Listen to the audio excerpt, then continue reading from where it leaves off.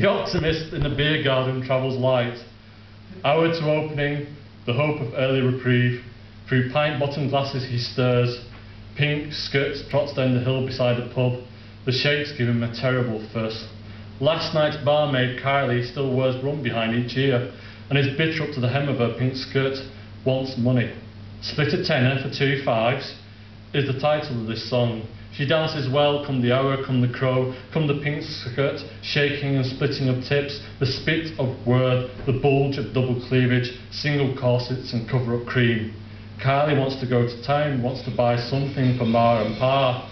The barman behind the bar of the Anchor smirks, a blood smile, a smile that dries up pumps, and hoists a sack of turnips out of the trapdoor floor. Store for Ma, store for Pa. A present. Tips, spits Kylie. Still wants to go to town for something special for Kylie. It is a Mexican standoff on slate floors. Chalk lines are drawn. Quick maths and dried beer slops and sing-alongs. Kylie reaches for the tip jar, but the barman is too quick. Flick. A remote control, television on, golf channel. His eyes narrow. Kylie's flutter, falter and faint. 10 years he has worked the Anchor, polished pumps, manned the Friday night front, immune to birdies and small white balls. Dreary commentary. Kylie slides off the bar stool, dead faint, dead bored, stupefied stiff by the flat grass in St Andrews. Barman drops the remote back into the tip jar, reaches for his rag and climbs down into the cellar to polish his beloved beer kegs, each one he calls Gloria, each one he loves by percentage. In comes pot washer Nan, grunts at the golf, pulls the remote from the tip jar, spur change jangles, and Kylie is out of her stupor, back on the stool, out of her corner, tenner scrunched in fist, dried saliva in the cracks of her face. Kylie's up and burbling along with the sounds of the cellar, thrusts out a tenner, punches above her class and knocks out Nan. Scared, silent, still, she breaks, grabs the tip jar, runs out for the weave of the carpet, yells that she's buying something special for St Andrew. Pot washer Nan wakes to the wailing of her washer, her baby. Such beauty has never been in the world. It spits boiling water and cleans up its own crap. It cleans her best at the end of each night. She sits amongst the beer glasses on their racks and slaloms through hot jets that cleans out skin layers deep and dead. She can hear the hiss of the pot washer. It calls her name. She is awash with soap and glass cleaner. She swells in their stream. Nan watches the ship beams of the pub eddy in and out and is up. Her tongue steams and hisses and cleans all in its path. She vanishes into the kitchen yelling curses. Even the serving mourners keep silent as she passes. One after another, heads bowed and in black, they sink into the shadows, ready to serve, ready to polish, ready to wrap up the paper napkins. They are the dismal dark before the lunch style. Each day the barman hands them a telly before closing the door. The phone rings. The barman is in the cellar whispering Gloria. The phone rings. Pot washer Nan's voice comes from the kitchen. Too busy, too busy, too beautiful is my pot washer to leave. Go child, go answer. Go child, go Sarah, go answer the phone in the bar. Out she creeps, a cotton white child no fatter than a weft. She picks up the receiver so big in her hand like an anchor. It's Gramps, too old, too blind to sit in the front bar and man a pump. He lost his eyes, changing stout for bitter one cold winter, but still he phones with his stories, how he sailed the sea, how trawler crews clutched to bars, fearful of still ground. The sea was no place for his children, so he shipwrecked in these parts, sank the insurance money into a pub, but it taxed badly in the crosswind, and too many stand on her starboard, kissing the pumps, tinners, IPA, boom bar.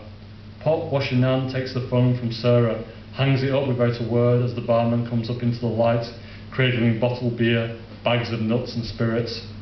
All laugh, all watch the phone ring again. Time has been called. Open the doors, unfurl the mainsail, set course.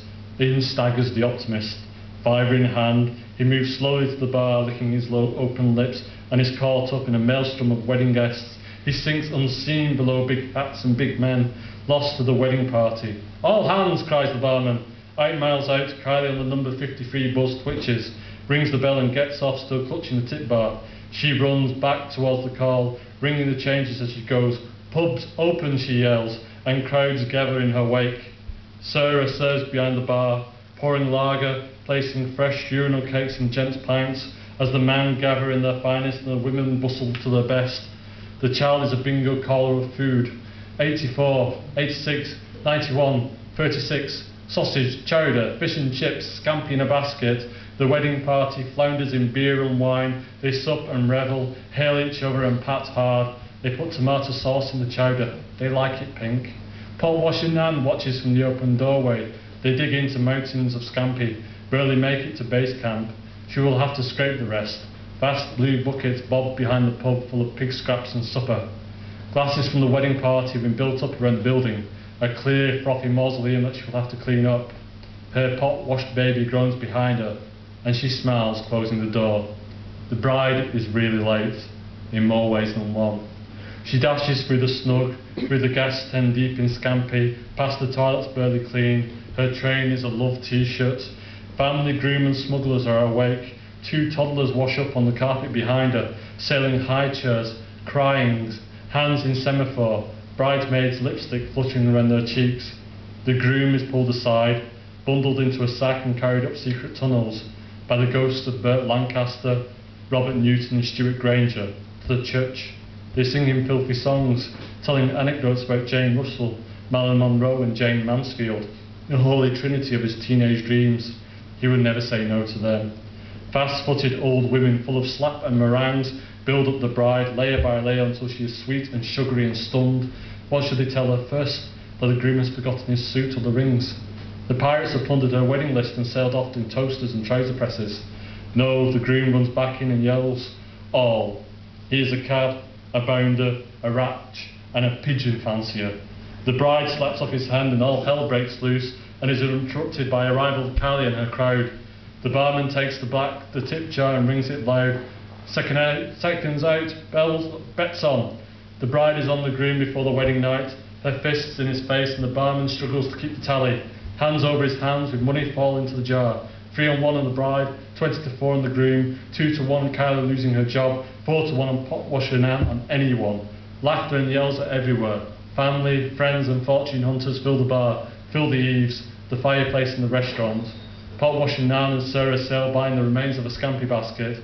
Insults and sobs from in-laws, and someone asks for squash. All is silent. The golf falls off the wall. Kylie falls off her bar stool. The optimist giggles from his grave of beer. The barman runs for Gloria. Pot washing Nan covers the ear of Sarah. But all pick up their pints and sup in chorus. This is pub.